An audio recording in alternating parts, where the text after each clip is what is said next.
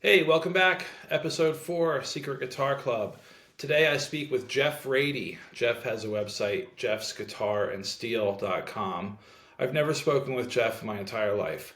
I follow him on Instagram. I like the stuff he puts out. I sent him a cold message on Instagram asking if he'd want to be interviewed, and he sent me a two-word reply, which was, hell yeah. So I think we're in for a good time. I think it's going to be an interesting interview. Jeff plays great guitar. He also plays my favorite instrument in the whole world, the pedal steel guitar. I just love the twang, so I'm anxious to talk to him about that. So let's get right into it. Hey, what's up, Jeff? Thanks for joining me today. I'm real excited to have you on the channel. Tell me about yourself. I don't even know where you're from.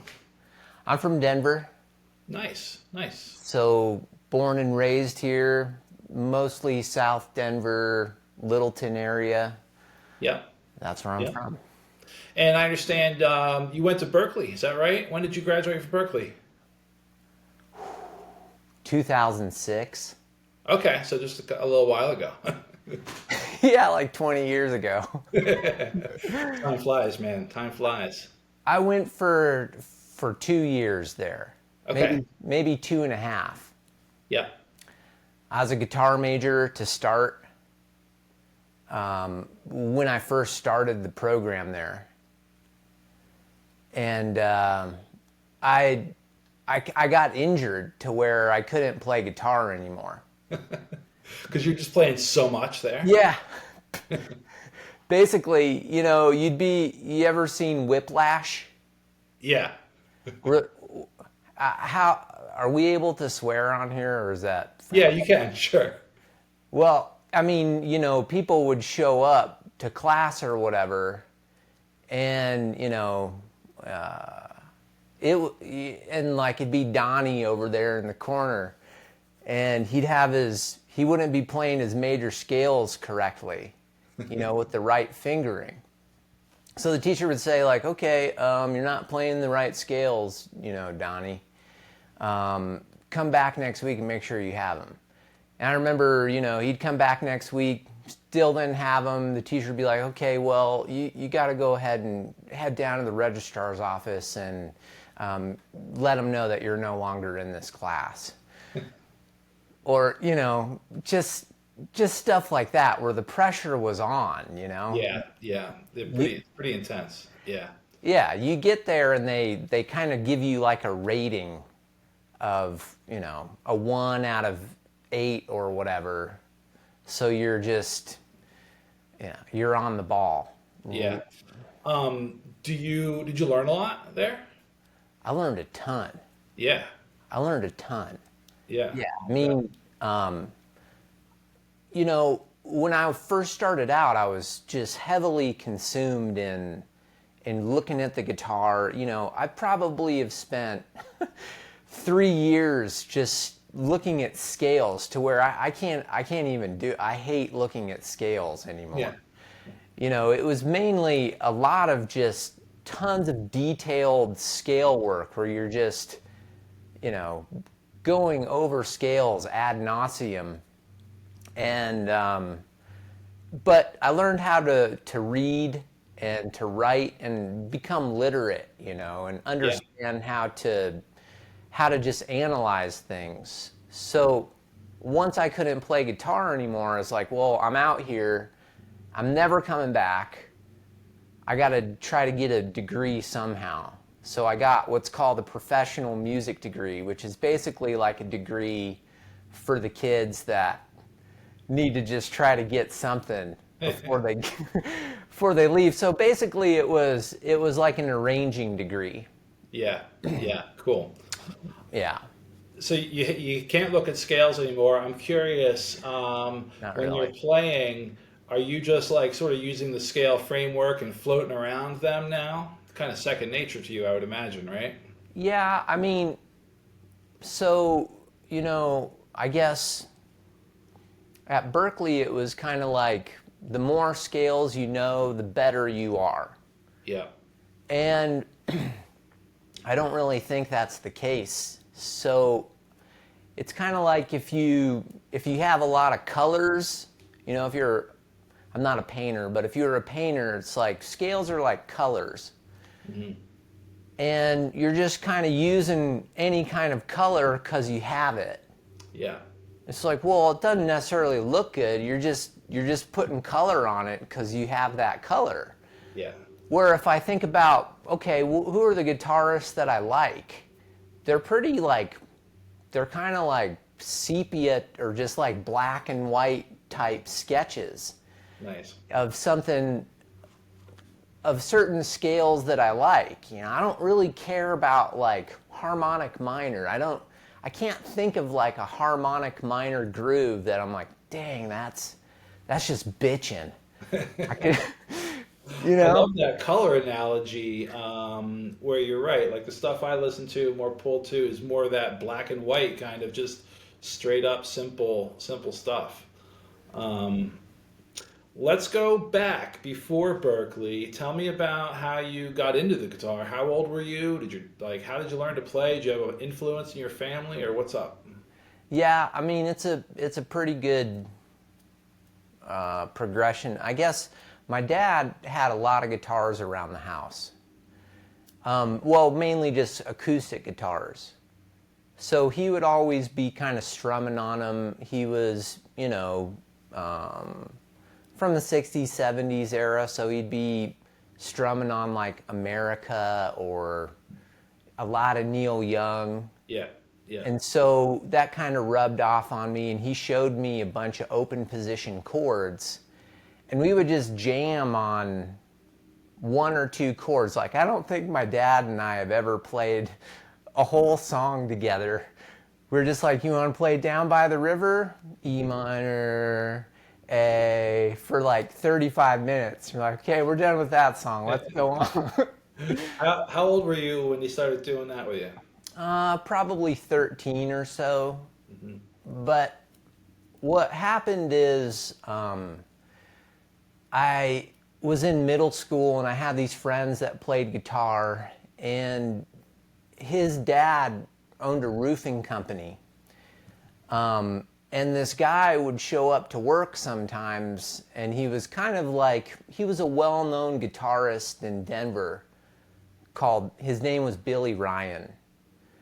And Billy Ryan was like, you know, this had been like mid to early 90s, and he was like a throwback to the 80s. Like you'd go to his house and like he'd be wearing like feathers in his ear and like super long hair and like a blousey kind of top, you know, like a pirate shirt and like tights. Like, dude, are you in Rat? You know? And you know, so Billy was kind of like an idol for me and my friend Danny that were taking lessons from him. But you know, it was a pretty loose kind of time, and it wasn't like you'd show up and he'd be there every time. You know, you might have to wait, you know, 2 hours, and then he'd be like, oh, I forgot, you know, let's get you in for 30 minutes. Yeah, well, he's on Rockstar time. He was on rocks, and he was just living rock star life, you know, and we kind of saw that from as kids, and we're like, this seems kind of dangerous in some ways. But what he did was, you know, he showed me a lot of stuff, especially with slide guitar, and he would turn on a album and say, okay, I need you to figure this out. I'm going to go bail for a little bit, right? So he would do whatever he's doing, which, you know, doesn't matter. We won't get into it. Billy didn't make it. He got a little too far into the rock and roll lifestyle, unfortunately. Yeah, yeah, But, you know, we would be sitting there. He would say, okay, I want you to figure out this Beatles record. I got a special treat, you know, it's a Grateful Dead song. I want you to figure out the chords. And so I'd be like, God, this lesson sucks. I guess I'm just going to do this. And so it made me learn how to figure out stuff. yeah, You know, because yeah. he'd come back and say, okay, did you learn it? And, you know, I was like, yeah, I want to impress Billy and show that, I've got it. So that was kind of like what the lesson entailed a lot of time, was just trying to pick stuff off of albums. Yeah. So that's where I got started, and I was in this band with Danny, and we had this little band. Like, we played the Ogden Theater when we were 18, which was a big deal. Yeah. Played all kinds of backyard whatever and kids' basements and stuff. And I always gravitated towards the acoustic guitar because my dad had those. I was used to playing them. I was a good rhythm player. And so playing lead guitar wasn't even like a possibility for me. Like, it just was like, well, that's what Danny does, and I'll do this. Yeah. So when I got to college, for whatever reason, like, I went to a small school in Gunnison, Colorado, which is like 2,000 people go to the school. Their bands were needing a guitarist, and I had gone to, like, I knew how to play seventh chords, and I knew some scales, and I had gone to like a Berkeley 6-week session when I was 16, and so I had some background. And so there wasn't anybody at college that really played guitar, just me and this other dude named Zeb. And so it was like, I could play in any of those bands, modern jazz or bebop or whatever, and swing, and I could just get tons of reps on it. Yeah. And so what happened is we kind of made connections in that band where we formed our own little group called Mama's Cookin', which was like the best, most successful band I've ever been in. We were like opening for Derek Trucks and selling out the Telluride Event Center and just selling out, the Eldo, and touring a little nationally, opening up for Mofro or guys from Mofro, I can't remember. That's so cool. Yeah, people loved us. Like, we weren't that good, but we had this, well, not at the start, but we had this kind of like fun thing to watch about us. Yeah. And, it was just a real eclectic group of dudes that were friends. And so that kind of like, it took off, to where the manager for String Cheese was interested in picking us up. And, it's a long story about how it fell apart, but that was kind of like the beginning stages of my guitar playing. Was that before or after Berkeley? That was before. So, I was going to school getting a psychology degree, and I wasn't really, psychology was interesting school-wise, but I was playing guitar more, probably as much or more than I was studying. And we'd play every weekend. We'd be traveling around Colorado, playing all the time. So that was more fun for me. Like, I had an internship, a psychology internship, and I was like, no, this sucks. Playing guitar is way more fun. Yeah, and I was like, maybe I could go to Berkeley and get in, and I got in, and so I was like, yeah, I'm going to go do that. And it's just been hellishly hard ever since. Yeah, I know. Too bad. Now, Not do you really. play live now? You play in a band? I play in I'm like the guy that I play in a bunch of different groups, but things have slowed down as far as gigging out. I have 2 little kids, and I'm the main breadwinner for the family. So Yeah, it's a lot of time. yeah, so mainly I teach, and kind of the joy of what I do musically now is playing these ensembles that I've created with different students. Cool. like classic rock ensembles, alt country ensembles, and I do that basically Monday through Wednesday night. Nice. Do you is music your full-time job? Oh yeah. Nice. That's great. Congrats on that. Um, let's talk about.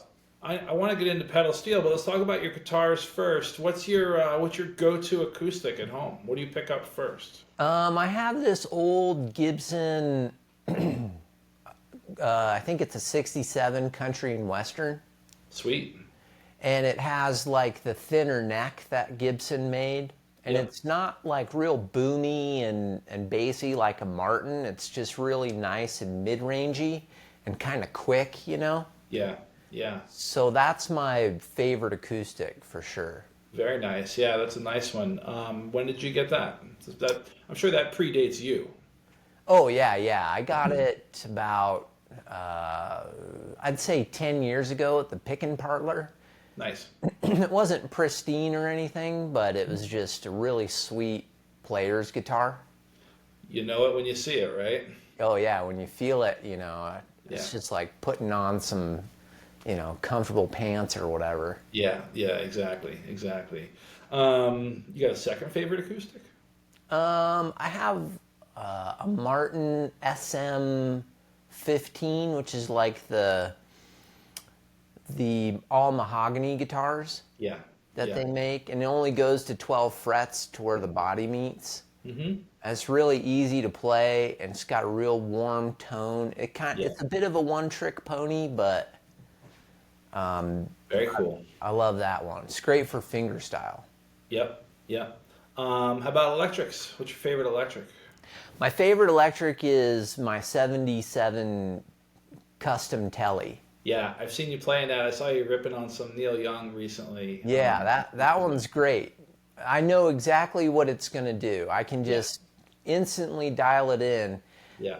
They put a neck on there like the original neck. It's like a 7.25 radius or something. Yeah. You couldn't bend on it. It was terrible. So I put a new neck on there, Oh, cool. and now it's just perfect, and a Bigsby too. Oh, you got a Bigsby on it? Mm-hmm. I love the Bigsby. And what does that have humbuckers on it? The custom? Yeah, it's got one humbucker in the neck. It's like is a Seth Lover humbucker, which I guess Fender hired Seth Lover from Gibson at the time, Very and cool. Keith Richards was, Yeah. so that was like the Keith Richards setup. Yeah. No, I love those custom tellies. They've got a lot of punch to them. They crank. Totally, yeah, great pickups. Yeah, for sure. And you just don't see humbuckers on tellies ever. So it's an interesting combination. Those Well, lipstick pickups suck. There's no point to them. Maybe in the middle position they sound good, but just, all lipstick pickup, no one ever uses that. So I've seen you on Instagram playing the B bender too. It's just a fascinating guitar. Do you have that handy? Yep, sure. So, I don't think they make this. They don't make this B bender anymore. This is like the Parsons green with all the stuff in back. I was gonna say, like, did anyone ever make a B bender, or is it all just mods? Well, Fender did. Did they? So they had some deal with Parsons Green, these are the guys who created Clarence White's B bender. Yep. And so, they kind of made it like a Strat where there's 3 pickups. All these pickups are different than what was in there. I think they were like Tex-Mexes or something. Yeah. But these are Lawlers. There's a Lawler here, like the J Street, and then there's like a Jimi Hendrix middle pickup. Nice. And then I had just some friends put in like a stock 90s pickup here and just wind it a bit hotter. Cool. So for folks who don't know, can you just briefly describe what a beat bender is? Yeah, so basically what it does is I'd say it Bends the beat. bends the B, but acts as like the A pedal on a pedal steel. Hmm. So, Clarence White kind of had the idea, and he was putting like a rod here and like a pedal here and using the pedal to bend the B. Parsons or Green or whatever, like, dude, that doesn't look good. So they put this whole contraption back here, and if you look at my strap here, you, Yeah. you can see it. You can see it bending.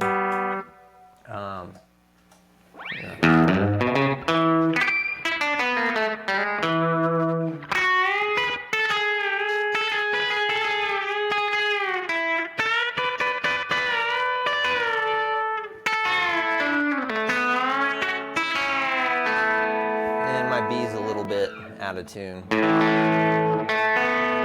want me to tune that real quick, or? No, you're good. You're Okay.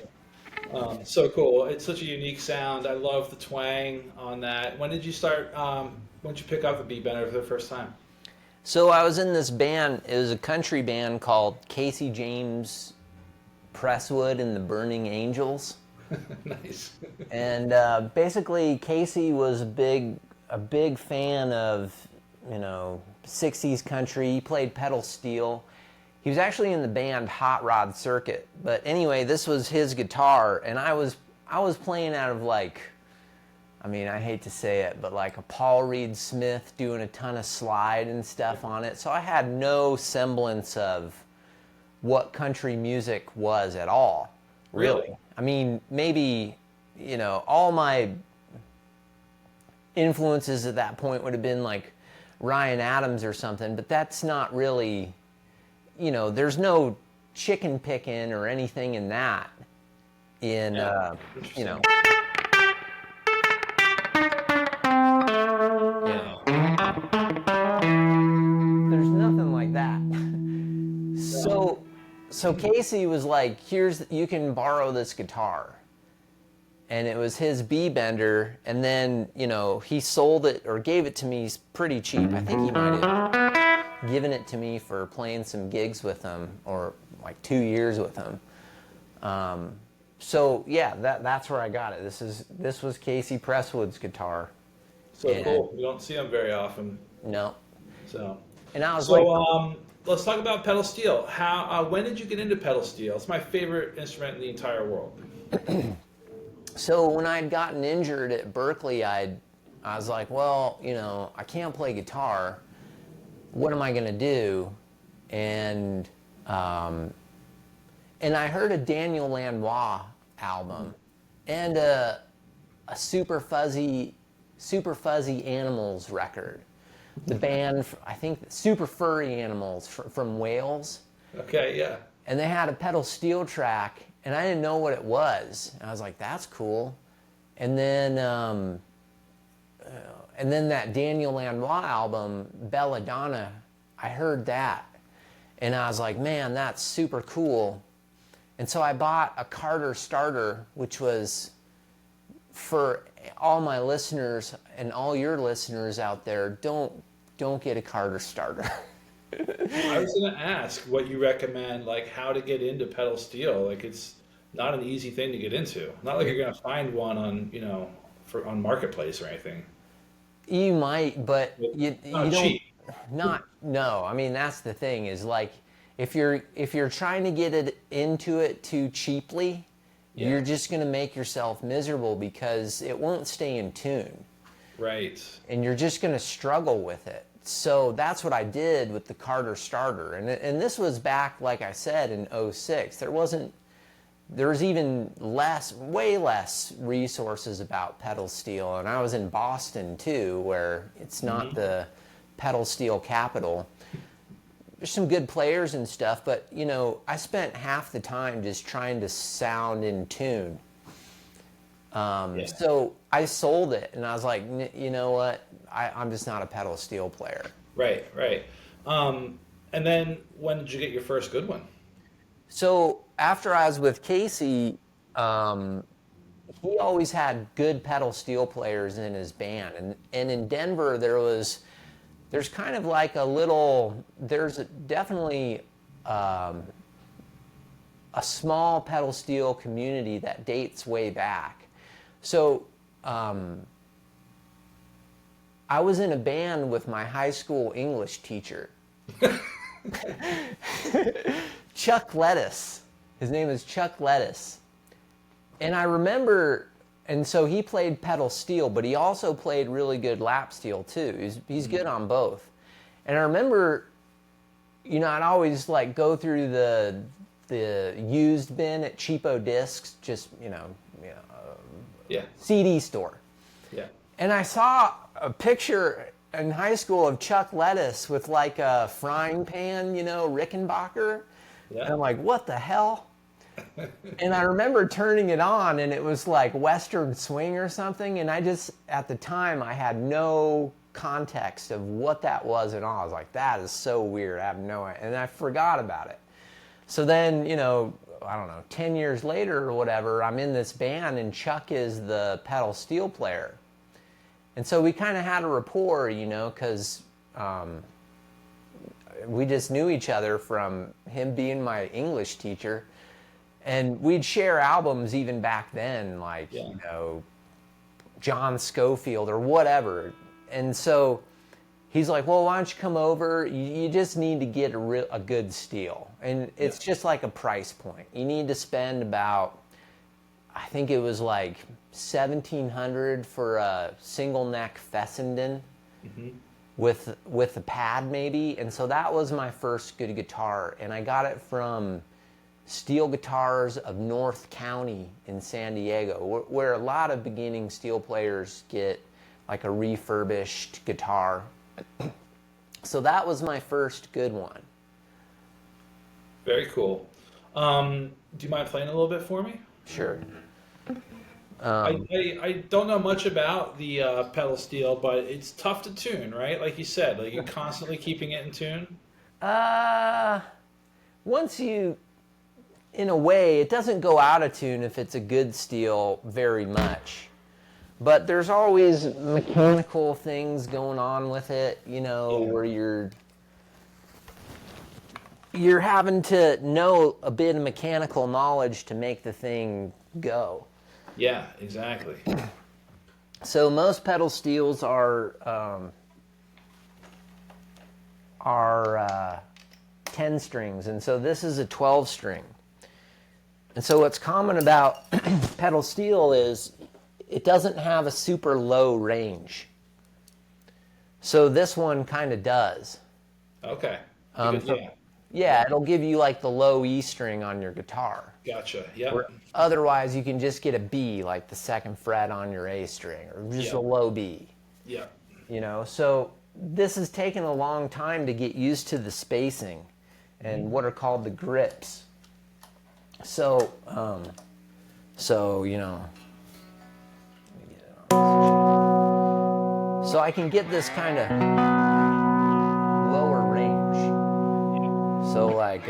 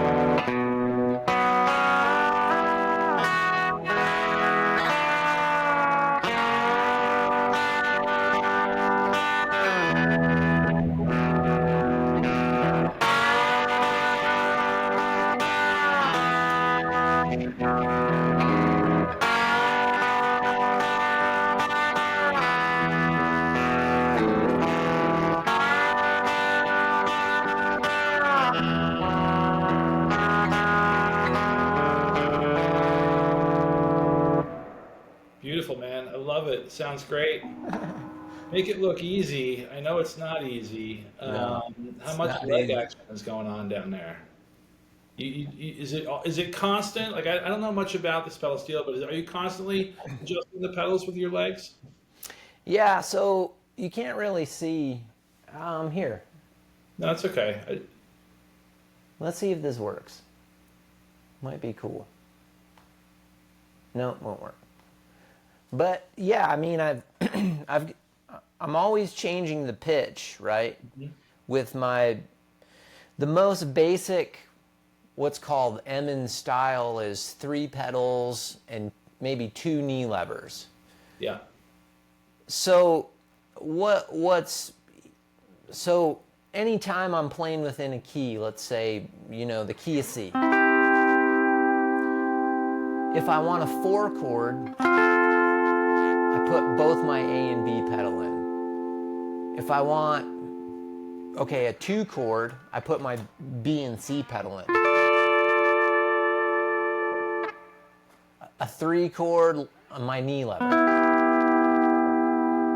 A 6 chord A pedal. So all in the same fret, I can get all of the chords within a key with different pedals and knee lever combinations. So you're using it a lot. yeah, yeah. It's a lot going on there, for sure. Do you play lap steel at all? No, I don't.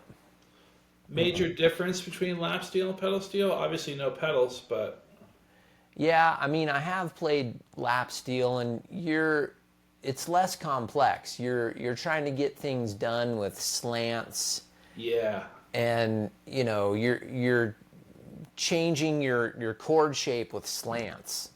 yeah. And so that's basically what the pedals do, is they get rid of that. But a lot, some of the best pedal steel players are good lap steel players too. I love the way Ben Harper plays his Weisenborn, his acoustic lap steel Oh there. yeah. He rips on that thing. I love it. Yep. Me too. Jeff, this has been so interesting. I've learned a ton. Let's talk about your teaching a little bit. You teaching full time. Where can people find you online? Get some lessons. So if you go to my website, jeffsguitarandsteel.com, Yeah, and you go to the contact page and just shoot me a message and say, hey, I'm looking for somebody to teach me. And as I said, I teach acoustic, electric, pedal steel. I don't teach any lap steel or dobro. yeah, yeah. No, cool. I love your website, by the way. I think it's great. It looks like you've got some like a la carte options there, where you can just grab a lesson for $5 or something like that. Yeah, tons of that stuff. Yeah, that's really great. I think that's a good way to go. Well, thanks again. I really appreciate your time. Thanks for joining the channel, and best of luck to you. I appreciate you having me on. Thank you, Brian. It's been a pleasure. Yeah, Hopefully we can do it again someday. I would love that, and I'll reach out. I may grab a lesson from you. I love the way you play. Okay, thanks, man. Thanks, Jeff. Take care. Take care. You too.